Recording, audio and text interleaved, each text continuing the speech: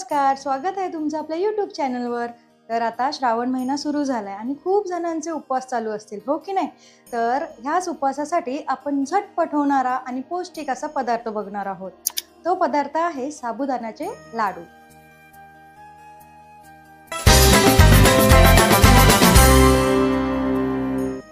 चला तर मग सुरुवात करूया। त्यासाठी लागणारे आधी साहित्य दाखवते। आपल्याला लागेल 1 वाटी साबुदाणा, त्याचप्रमाणे 1 वाटी सुकं किसलेलं खोबरं, 1 वाटी भाजलेले शेंगदाणे, 1 वाटी गूळ, हा ऑर्गॅनिक गूळ आहे, पाव वाटी तूप आणि गार्निशिंग करता पिस्ता। आता साहित्य बघितलेलं आहे, तर आता आपण कृतीकडे वळूया।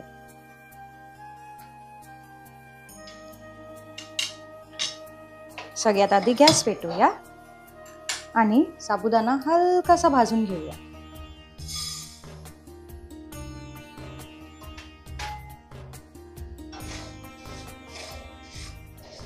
साबुदाणा आपल्याला जास्त लाल करायचा नाहीये, हलकासा भाजून घ्यायचा आहे।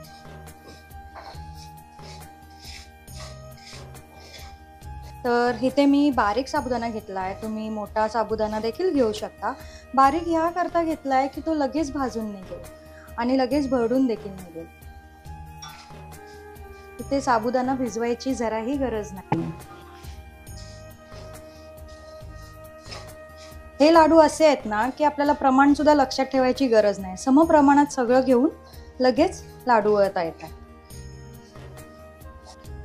आता हे साबुदाणे हलकेसे असे गरम झाले, हाताला थोडासा चटका लागला पाहिजे, म्हणजे हे साबुदाणे झालेत आपले।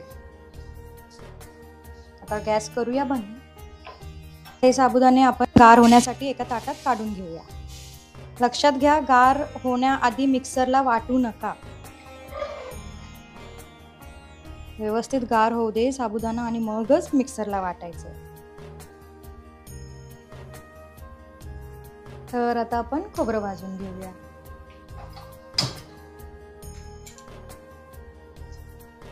हे सुकं खोबरं आहे जे मी किसून घेतलंय, ते पण आपल्याला हलकच भाजून घ्यायचं, अगदी त्याचा रंग थोडासा बदलेपर्यंत।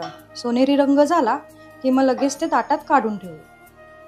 गॅस सुद्धा मंद आचेवर ठेवा खोबरं भाजताना, तरच तो एकसारखा भाजला जाईल। हे बघा, आता थोडा थोडा रंग बदलत चाललाय, असा रंग पूर्ण बदलला पाहिजे।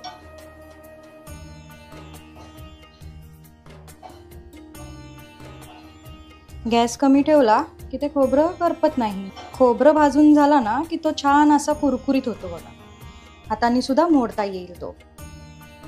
छान त्याचा कलर सुद्धा चेंज होतो आणि तो कुरकुरीत होतो। आता हा एवढाच ठेवायचा, जास्त भाजायचा नाही, नाहीतर तो करपेल। आता ह्याला सुद्धा आपण काढून घेऊ, ह्याला देखील आपण एका ताटात काढून घेऊ।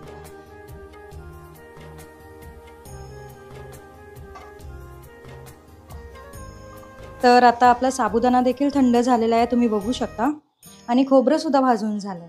तर सर्वात आधी आपल्याला साबुदाणा मिक्सरला वाटून घ्यायचा।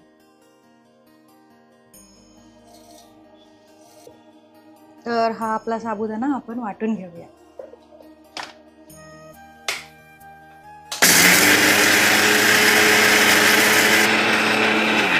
प्रकारे आपला साबुदाणा छान बारीक असा वाटून झालाय, तुम्ही बघू शकता। हा बघा, हा असा रवाळच असतो, पूर्ण ह्याचं पीठ होत नाही।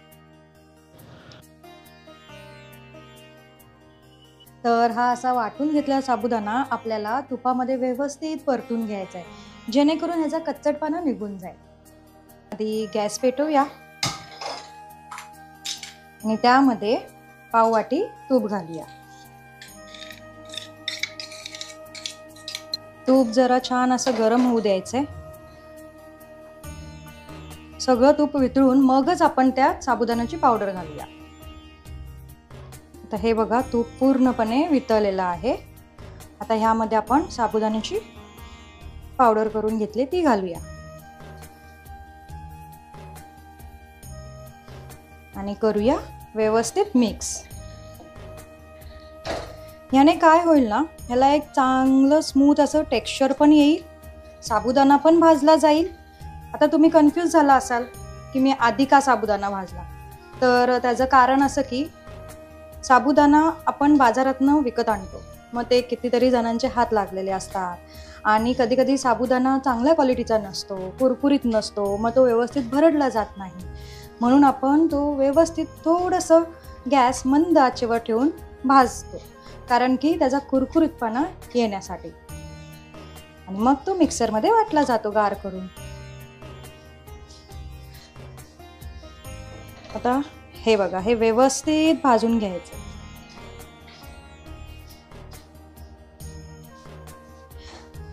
तुपाने बाइंडिंग सुद्धा छान येतं, त्याच्यामुळे तूप वापरलं जातं आणि सोबतच पौष्टिकपणा देखील येतो. हे देखील आपल्याला मंद आचेवर भाजून घ्यायचंय.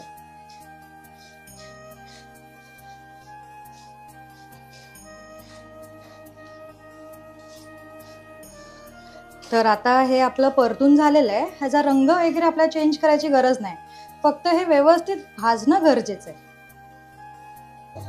आता हे गार करण्यासाठी एका ताटामध्ये काढून घेऊया. आधी मी गॅस बंद कर.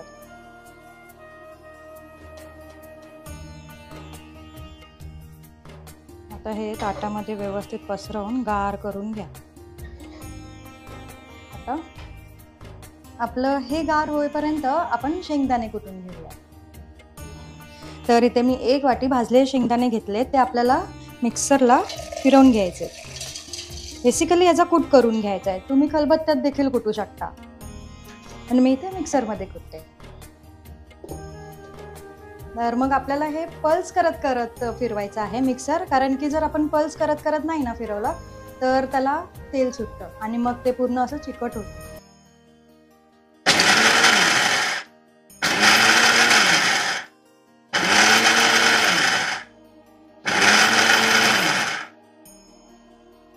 तर आता तुम्ही बघू शकता आपलं कूट तयार आहे. हा शेंगदाण्याचा कूट आपण ह्या ताटामध्ये काढून घेऊया. त्याचसोबत हे भाजून घेतलेलं जो खोबरं आहे ते सुद्धा आपण ह्यामध्ये काढून घेऊया.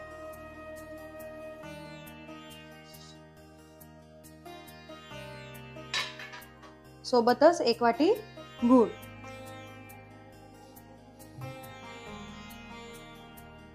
तर हे सगळं जे आपण मिश्रण एकत्र करून घेतलंय ते हाताने एकदा आपण मिक्स करूया आणि त्यानंतर मिक्सरमध्ये पल्स मोडमध्ये एकदाच फिरवून घ्यायचं, जेणेकरून सगळ्या गोष्टी एकत्र होतील. खोबरं असू दे, शेंगदाण्याचा कूट, गूळ आणि साबुदाणा, या सगळ्या गोष्टी व्यवस्थित मिक्स होण्यासाठी आपण मिक्सरमध्ये लावून घेऊया. आता आपण हे पल्स मोडमध्ये वाटून घेऊया. तुम्ही बघू शकता थोडेफार मिक्स झालेले आहेत. आता आपण हे ताटात काढून घेऊया. तर हे पहा, आपलं मिश्रण तयार आहे लाडू वळण्यासाठी. तर काय करायचं आहे आपल्याला, आता लाडू वळून घ्यायचे.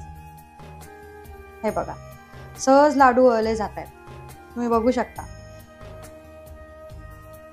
तुम्हाला हवं असेल तर तुम्ही अजून तूप देखील ऍड करू शकता. हा बघा, आपला लाडू तयार आहे. तर अशा प्रकारे तुम्ही बघू शकता आपले पौष्टिक असे लाडू तयार झाले आहेत. हे नुसते उपवासालाच खायचे असे काही नाही, तुम्ही असंच देखील करून खाऊ शकता. हे लहान मुलांसाठी देखील अतिक पौष्टिक आहेत. तर आता मी ह्यावर असे पिस्ता टाकत आहे गार्निशिंगसाठी, तुम्ही बघू शकता.